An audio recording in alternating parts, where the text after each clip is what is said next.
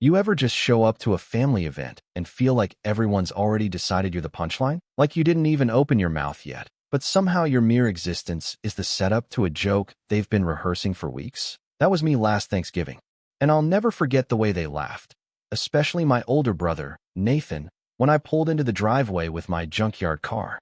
But what none of them realized, not at first anyway, was that the rusty old coupe they made fun of was only the surface. The real surprise? It was parked by the guy who actually owns the dealership they all flex their shiny lease cars from. And when my cousin's husband Googled the plates just to be funny, well, let's just say the silence at that table hit harder than any insult they ever threw at me. But we're not there yet. Let me start from the beginning. My name's Mason, I'm 29, and I've always been the quiet one in the family. Not shy, just observant. Grew up in a house where volume equaled dominance. And if you didn't shout over someone, you basically didn't exist. Nathan, my brother, he mastered that early.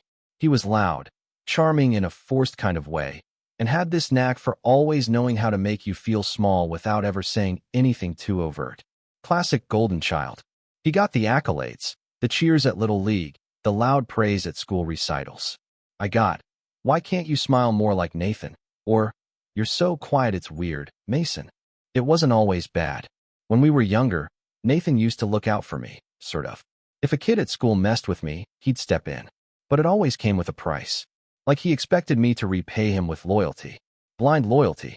Even when he teased me in front of his friends or made jokes at my expense. "It's just a joke," he'd say, like that made it okay. Over time, that line blurred between teasing and just being mean. And the older we got, the meaner he became. Our parents, Mark and Denise, weren't exactly subtle in playing favorites. Nathan could do no wrong. Failed a class? He's just overwhelmed. Got into a fight. The other guy probably started it. Me? If I so much as raised my voice, it was, "What's gotten into you?" Or, "Don't take that tone, Mason." I stopped trying to explain myself after a while. I kept to myself, got into computers, worked hard in school, and moved out the second I turned 18. I didn't make a scene, just packed my things and left. No drama, no rebellion, just silence. That's how I've always handled things. Quietly. I don't go to every family gathering. I can't. It's exhausting pretending I'm part of something that never really welcomed me. But every now and then, I show up, for my own reasons, not theirs. Last Thanksgiving was one of those times. It was at Aunt Debbie's house, huge place in the suburbs, white pillars, a driveway long enough to land a plane. Everyone was already there when I arrived. I was late on purpose. I didn't want to stand around awkwardly while everyone caught up like I wasn't even in the room. As I turned the corner into the neighborhood, I felt that familiar knot in my stomach. It wasn't fear. It was more like preparing myself. Like gearing up to walk into a room where I knew I'd be judged before I even opened the door. I pulled up slowly, the old coupe humming low as I parked by the curb. Yeah, it wasn't flashy. The paint was chipped, one of the headlights had fogged over, and the bumper had a tiny dent. But it ran smooth.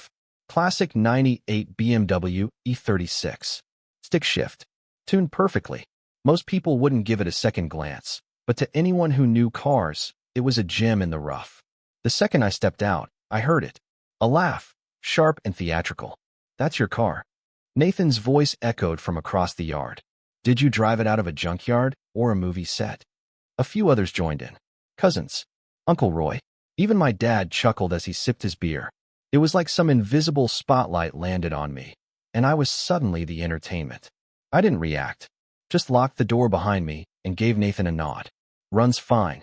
"Oh, I bet it does," he said, grinning as he walked over. "You sure you didn't steal it from the set of a zombie movie? That thing looks like it's seen 3 apocalypses." More laughter. Even my mom smiled. Smiled. Like she was proud of Nathan for being so witty. No one asked how I was. No one even said hi. I shrugged it off and headed toward the house. But then Nathan caught up and patted me on the back like we were buddies. "You know I'm just messing with you, right? Come on, lighten up. You always get so serious." I forced a smile. "It's all good." But it wasn't. Not really. Inside, it was the usual chaos. Football on the big screen, kids screaming, trays of food half covered with aluminum foil. I nodded at a few relatives, made small talk with Aunt Carol about her latest yoga obsession, and tried to find a corner to disappear into. But Nathan didn't let up. He kept circling back. asking if I found that car on Craigslist for $10, telling people, Mason's always been frugal, that's why he's still single. He even joked to one of our younger cousins that I live off-grid and probably make my own soap. It stung more than I wanted to admit. Not because the jokes were true, they weren't, but because they were meant to strip me down in front of people who already saw me as less. I kept my cool, nodded, smiled, stayed polite. That's how I was raised. Don't start drama. Be the bigger person. Let them laugh. But the part that really got me wasn't the jokes. It was how casual it all was. Like they didn't even think twice before mocking me. Like I was just the designated family scapegoat. And no one, not one person, spoke up. Until Ryan, my cousin Lisa's husband, walked in from outside, holding his phone, brow furrowed. He's not someone I'm close to. Kind of a tech bro, talks too much about crypto. But he's observant. And apparently, he noticed something no one else did.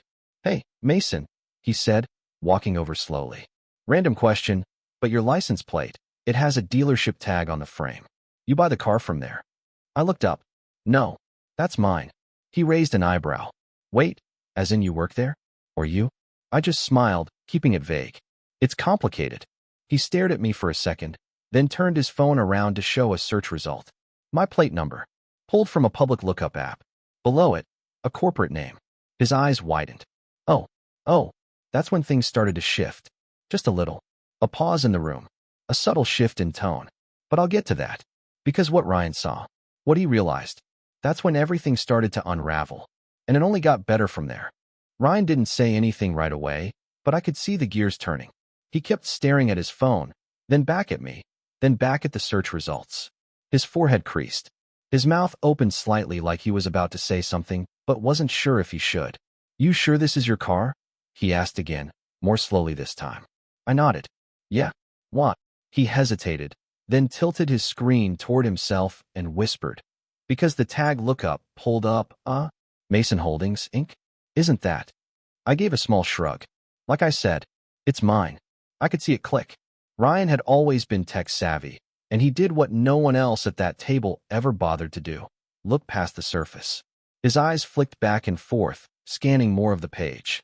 And I knew exactly what he was seeing. The registration wasn't under my personal name. It was under one of my holding companies. The same one tied to 3 commercial properties and, most relevantly, the luxury car dealership that most of my family happened to lease from. He glanced back toward the living room, where everyone else was still chatting, oblivious. His voice lowered even further. You own the dealership? The one on Elm Street? I didn't say yes.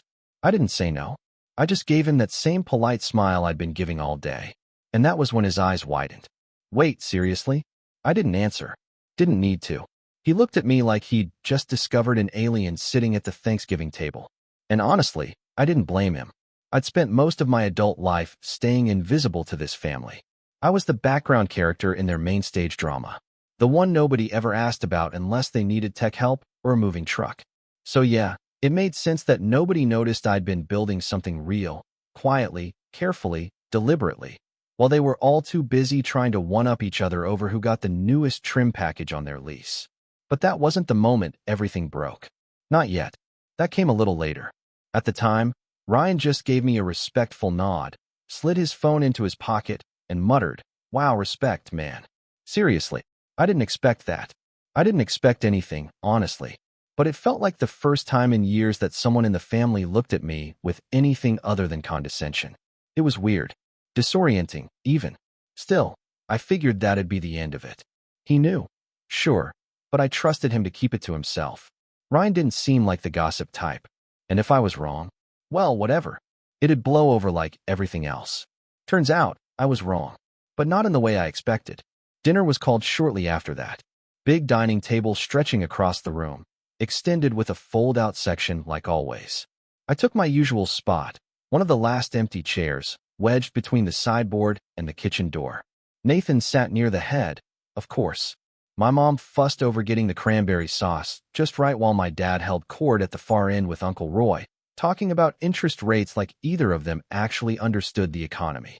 Everyone dug in, and for a while, things felt normal, loud, crowded, overlapping conversations, the clinking of forks and glasses, the occasional shriek from one of the toddlers at the kids' table.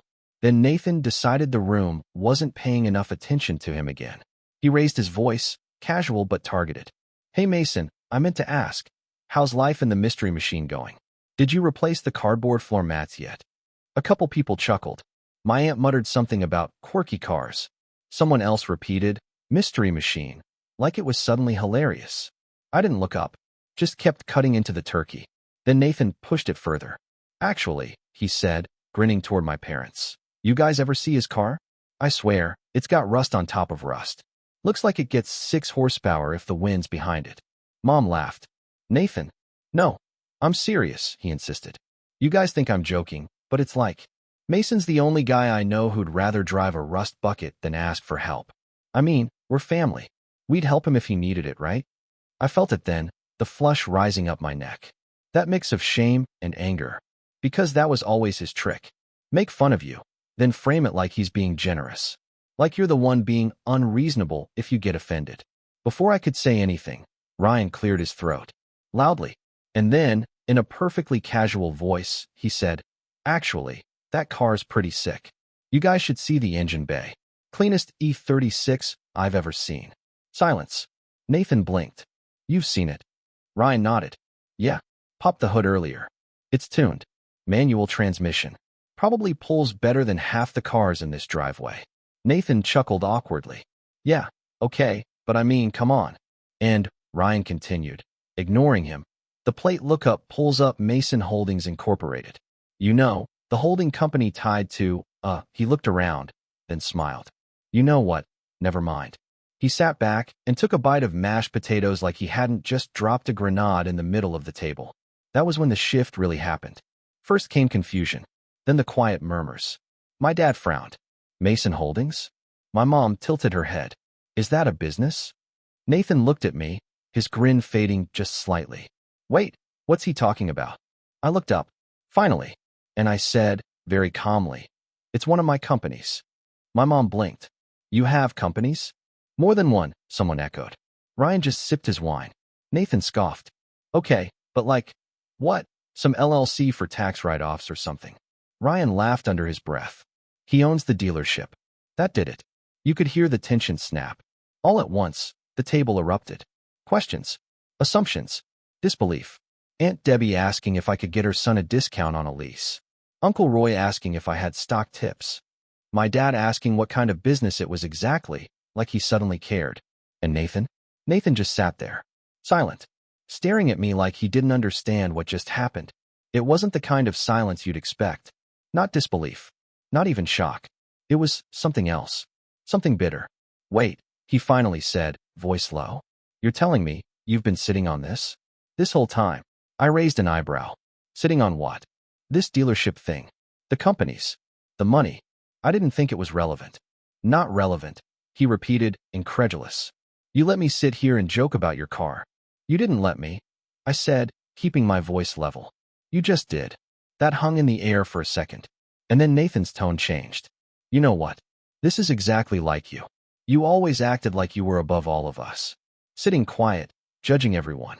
Meanwhile, you're out there, what? Playing Monopoly with real property. Is that what this is about? I asked. You're mad I didn't brag? He leaned forward. You think you're better than me? And there it was. The real root of it. All those years of jabs and jokes. It was never really about me being quiet or different. It was about control. About him needing to feel bigger, smarter, more successful. And the second that illusion cracked, he didn't know what to do. I didn't answer him. There was nothing to say. But that was when something inside me broke. Cleanly, like a snapped bone. Not anger. Not revenge. Clarity. For the first time in years, I saw it all for what it really was. The dynamics. The roles. The lines we'd all memorized and played without question. And I realized I was done playing my part. I pushed my chair back and stood up. I'm going to get some air. No one stopped me. They all just watched, the air thick with confusion and tension. I stepped outside into the cold November night, heart pounding. Not with rage, but with purpose. Because that moment, that was the beginning. Not of a fight, not of a scene, but of a shift. And what came next?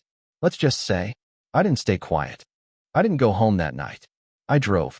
No music, no GPS, just the hum of the engine and the occasional streetlight blinking past, as I rolled through familiar back roads outside the city.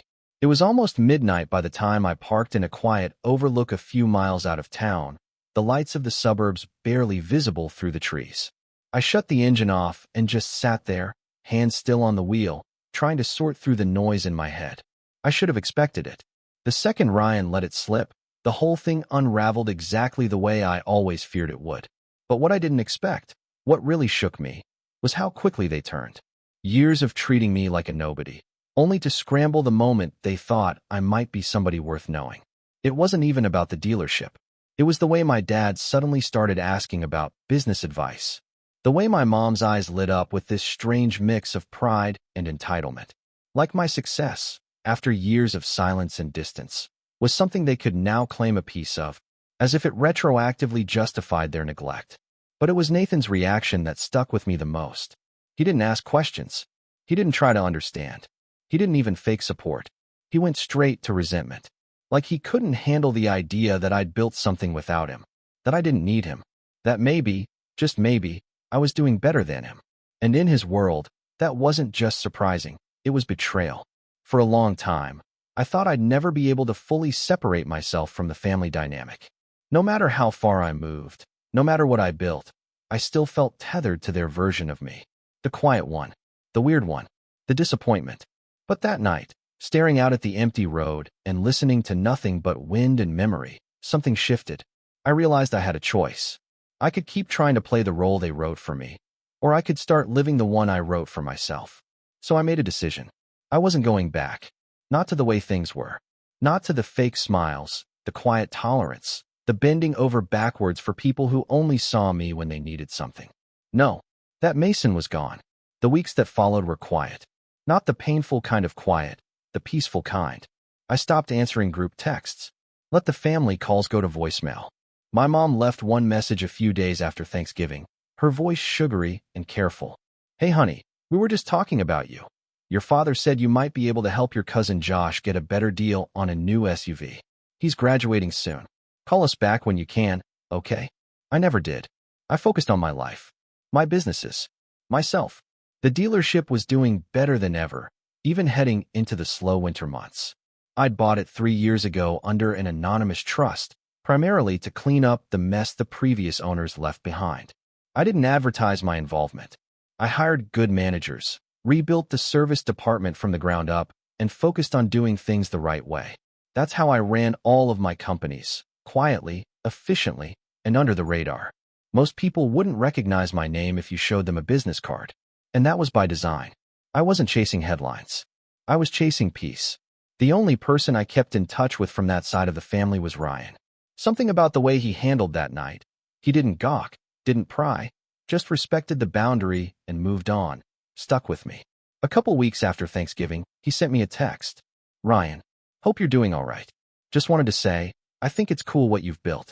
Also, I may have borrowed your quiet exit strategy at my office Christmas party last night. Total chaos. 10 out of 10 would vanish again. I smiled for the first time in days.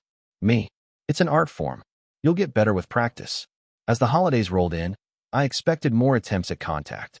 And I was right. Christmas was a flurry of missed calls, guilt-trippy messages, and passive-aggressive Facebook posts from my mom about the importance of family and how some people forget who raised them. Nathan didn't reach out. Not directly, but I saw his name pop up on my LinkedIn notifications. Twice. He was watching. I knew that much.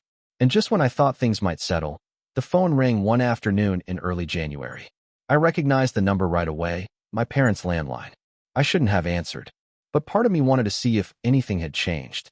Mason, my mom's voice chirped. Hi. Oh good, I was hoping you'd pick up. I stayed silent. She kept going, like we hadn't gone months without talking.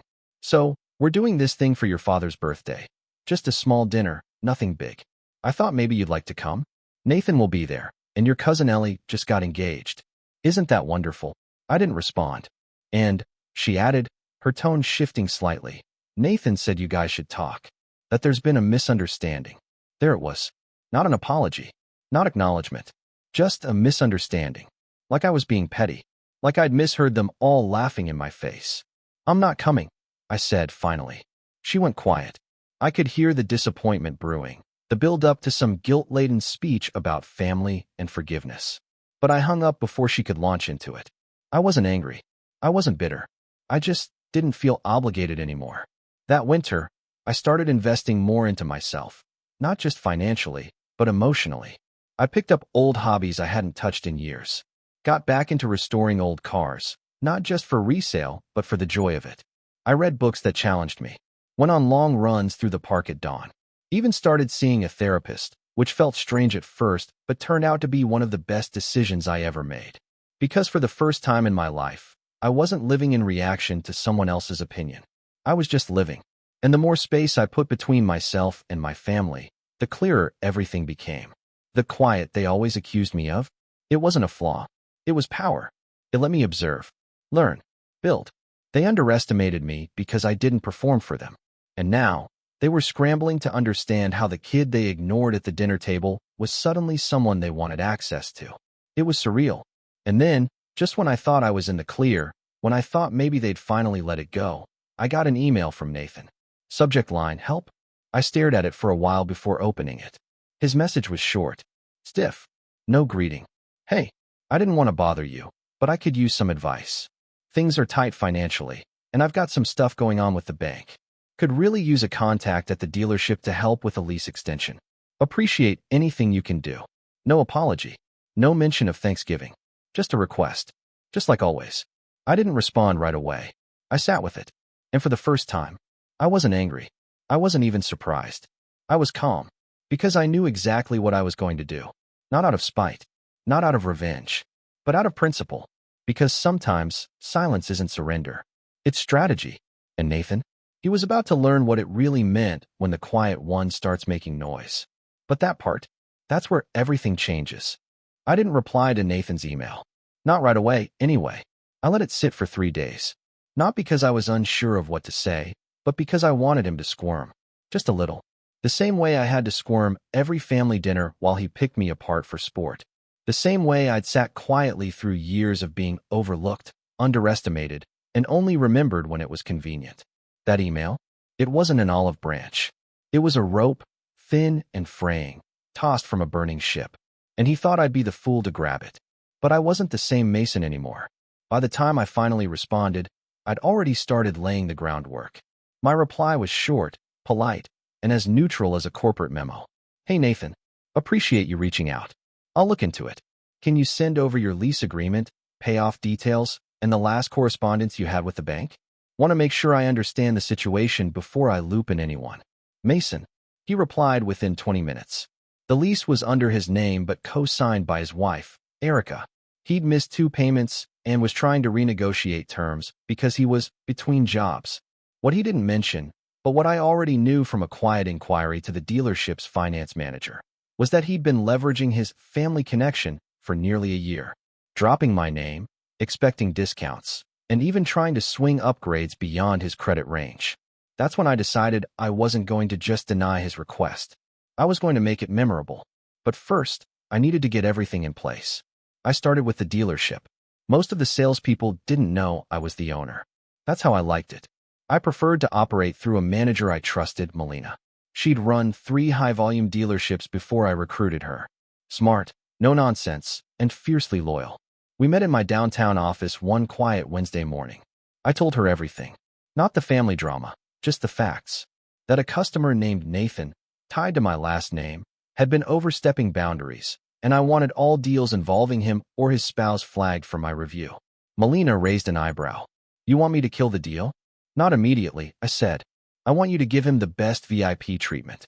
Let him think he's about to walk into the deal of the year. String him along just enough to make it worth his time. Then send it to me for final approval. She smiled. Understood. Phase 1. Set. Next came the deeper work. The paper trail. Nathan had always walked through life assuming people would clean up after him. That was his superpower. Leave chaos behind, and someone else would carry the broom. But what he didn't realize was that I'd been sweeping for years. Quietly. Watching. Documenting. I still had the email chain from 6 months earlier, where Erica had asked a junior sales rep for a family discount on a car Nathan had no business affording. She'd implied, rather boldly, that the owner was her brother-in-law and wouldn't mind. That was the same car he eventually leased. A luxury hybrid SUV, fully loaded. I called up my corporate attorney, Dana, and asked her to start pulling everything. Emails, call logs, purchase notes. Anything that showed Nathan or Erica using my name to gain leverage. Are we preparing for legal action? She asked. Not exactly, I said. Just want to be ready for a conversation. Understood, she replied without missing a beat. I'd hired Dana 3 years earlier when I first started expanding the holding company. She was sharp, discreet, and had a talent for reading subtext better than most therapists. I didn't have to explain the personal angle. She knew, and she respected my silence. While Dana was digging, I started assembling the last piece of the puzzle. The perfect opportunity. That came a week later in the form of a wedding invitation. Ellie, my cousin, the same one who'd barely spoken to me since high school, was getting married at some vineyard outside the city. Her parents had spared no expense, apparently. Custom invitations on thick, embossed cardstock. A rustic luxury venue. Dress code listed as formal with earth tones. Whatever that meant. I wasn't planning to go. Honestly, I figured I wouldn't even be invited. But there it was. My name, printed clearly on the envelope. No +1, of course. And something about it felt like fate. I RSVP'd yes. Not because I wanted to celebrate Ellie's big day, but because I knew Nathan would be there. And when he saw me walk in, alone, understated, and very, very calm, he wouldn't be able to stop himself from trying again. He couldn't help it. That's who he was. All I had to do was wait. The week leading up to the wedding, Melina called me with an update. Nathan's been here 3 times in the past 10 days, she said. Keeps asking for me by name. Wants to finalize the new lease before the end of the month. Let him keep thinking it's coming, I said. We'll give him his answer after the wedding. You want me to have the contract ready? Have it printed. Polished. All the paperwork signed on his end. Just don't submit it for final approval. Tell him there's a small internal delay. He'll understand. Melina laughed. I like this side of you. I smiled. So do I. The day of the wedding arrived with gray skies and a light drizzle. Not enough to cancel anything. Just enough to make everything look moodier than planned. I pulled into the gravel lot in my usual car, the same one they mocked at Thanksgiving, and parked at the far edge. I could have shown up in something flashier. Could have made a statement. But I didn't need to. My presence was the statement. The ceremony was beautiful in a curated, Pinterest-perfect way. Vows written by hand.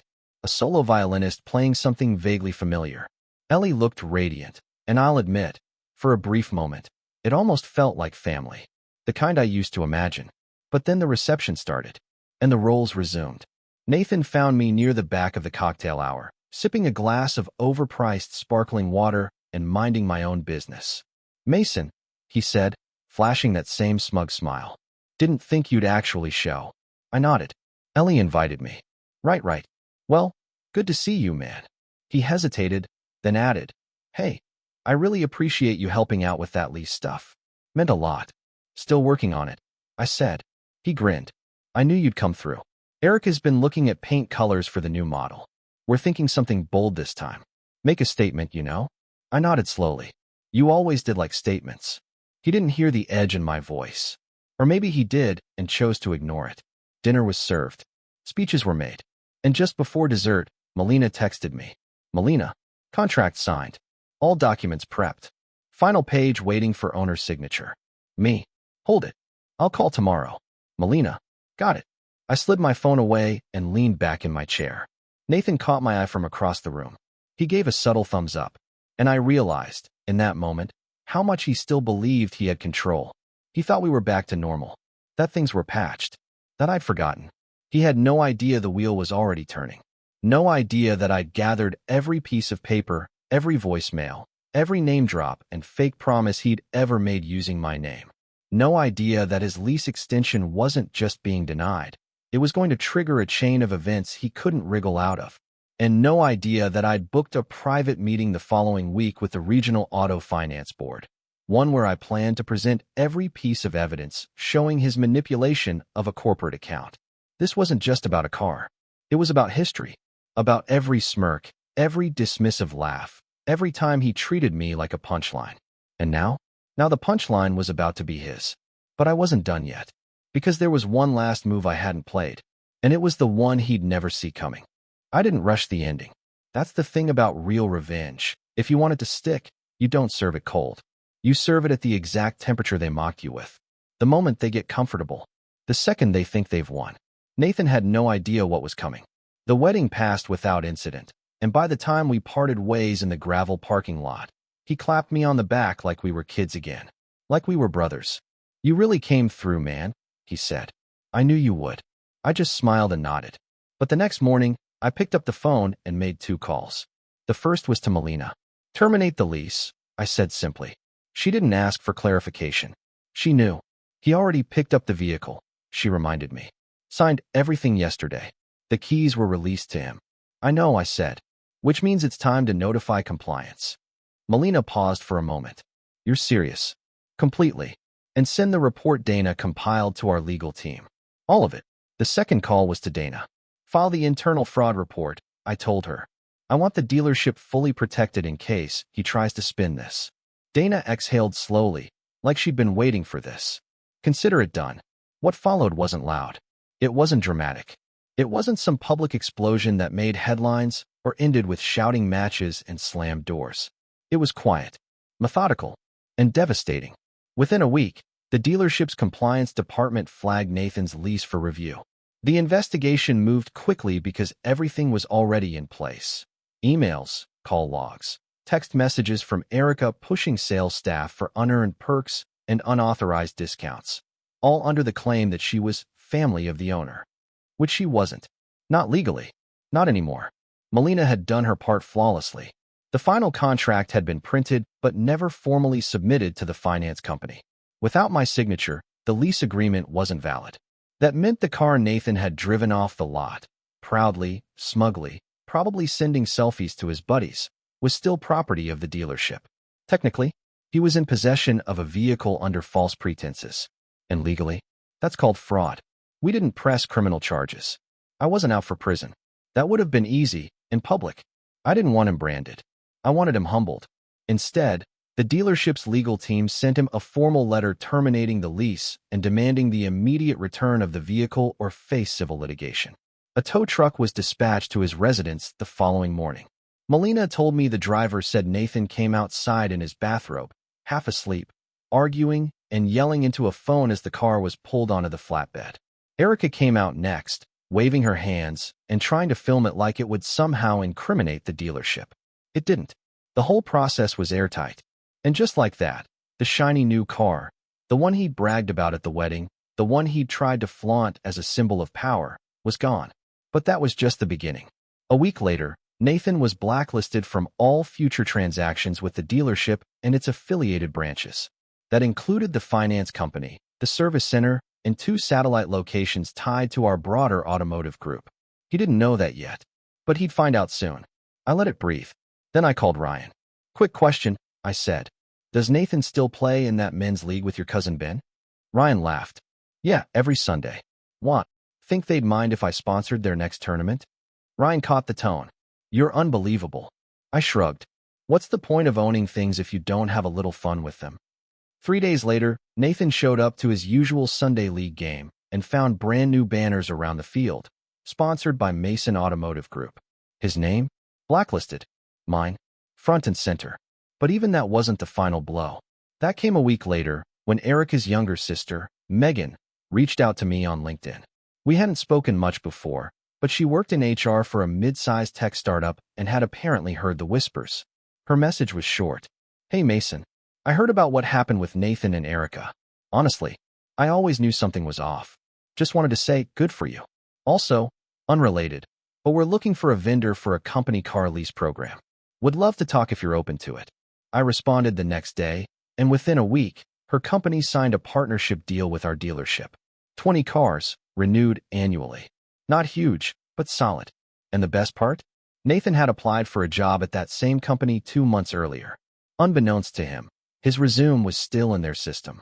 I didn't even have to say anything. Just sign the deal, and let fate do the rest. He didn't get the job. Now, I know what some people might be thinking. That this was petty, that I went too far. But here's the thing. I didn't ruin his life. I didn't ruin anything. I simply stopped shielding him from the consequences of his actions. I let the natural results play out. No more, no less. The fallout rippled through the family slowly. At first, it was whispers, then calls. My mom rang one evening, voice unusually small. Nathan said, "Something happened with the dealership. That you had his car towed." I didn't deny it. He signed a lease under false pretenses. We terminated it. Standard procedure. But he's your brother. And I'm a business owner, I said calmly. One with policies. I don't make exceptions just because someone shares my blood. She didn't know what to say to that. Eventually, she hung up. I didn't hear from her again for a while. The next family gathering I attended was Easter. Smaller than Thanksgiving. More intimate. I showed up late again. Habit, I guess, and stepped into the same familiar house I'd grown up in. But everything felt different. Quieter. Nathan was there, of course. Sitting stiffly at the far end of the room, next to Erica, who wouldn't look at me. He didn't speak when I walked in. Didn't crack a joke. Didn't make a sound. My mom greeted me awkwardly. My dad gave me a nod. No one mocked my car. No one asked for favors. It was as if, for the first time, they saw me not as the quiet one, but as the one who chose silence. The one who could have spoken sooner, and hadn't. The one who knew where every string was tied, and finally started pulling them. Ryan came up to me in the kitchen later, nursing a beer. "Was it worth it?" he asked quietly. I looked over at Nathan, sitting with his arms crossed, eyes darting away from mine. And I smiled. Every second. We sat down for dinner not long after. No one cracked jokes. No one talked over me. And for the first time in my life, the table was silent when I spoke. The respect didn't come from money, or revenge, or power. It came from the fact that they finally understood. The quiet one had been listening all along, and he didn't need to raise his voice to be heard. Not anymore.